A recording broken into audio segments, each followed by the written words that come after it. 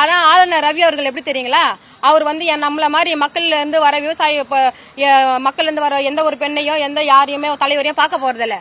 அரகுற ஆடை போட்டு குத்தாட்டம் போட்டு அஜால் குஜால் டான்ஸ் ஆடுற நடிகைகளை தான் பாக்குறாரு.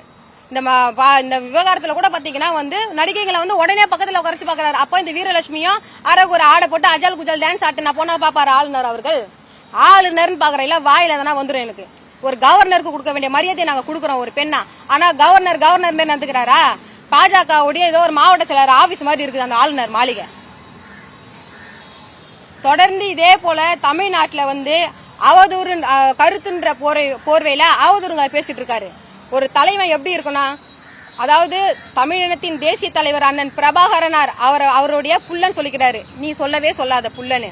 அவருடைய புகைப்படத்தை பயன்படுத்துவதற்கு கூட சீமானுக்கு அருகதையே கிடையாது. பிரபாகரனுடைய மகன் நானு வீரலட்சுமி, நாங்க தான் அந்த புகைப்படத்தை பயன்படுத்தி நாங்க தான் அவருடைய கொள்கையை சித்தாந்தத்தை நாங்க தான் முன்னெடுப்போம் ஜனநாயக வழியில. நீ தலைவர் பிரபாகரனார் அவர்கள் புகைப்படத்தை சீமான் அவர்கள் முற்றிலுமா பயன்படுத்தவே கூடாது. இனி தமிழ்நாட்டில் பிரபாகரனார் புகைப்படத்தை நாம் தமிழர் கட்சி பயன்படுத்தவே கூடாது. அதே போல புலிக்கொடியை அவங்க ஏந்தவே கூடாது. ஏன்னா ஒழுக்க சீலம் உள்ள அந்த தலைவரை வந்து ஒழுக்கமானவங்க தான் அவங்க பின்பற்றணும். ஒழுக்கமே இல்லாத நீ எப்படி பயன்படுத்தலாம்? ஒரு தலைவர் எப்படி இருக்கணும், அதாவது வந்து ஒரு ஐபிஎஸ் ஆபீசர் கூட அவங்க கண்ணியமா வாழறவங்க. நீ எப்படி வாழுவ? ஃபுல்லா சரக்கு அடிச்சுட்டு ஃபுல்லா வயிறு முட்டை பிரியாணி சாப்பிட்டு கோடம்பாக்கத்துல செத்து போன நடிகைகளோட சமாதி மேல படுத்துக்கிறது வந்து ஐபிஎஸ் ஆபீசருக்கான அழகாது? நீ அவர் அப்படிதான் பேசுற. நீ அப்படி இருப்ப.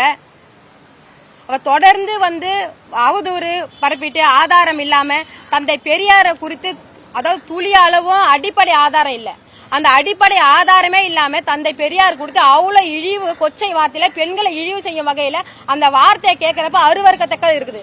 அதுல உங்க பக்கத்துல ஒரு பெண்ணை வேற உட்கார வச்சுட்டு நீ சொல்லுமா அப்படின்ற அதுவும் வந்து ஏதோ சிரிக்குதுங்க. இது ஒரு அரசியல், அதாவது முதிர்ச்சி அடைந்த அரசியல் தலைவருக்கு அழகா இது?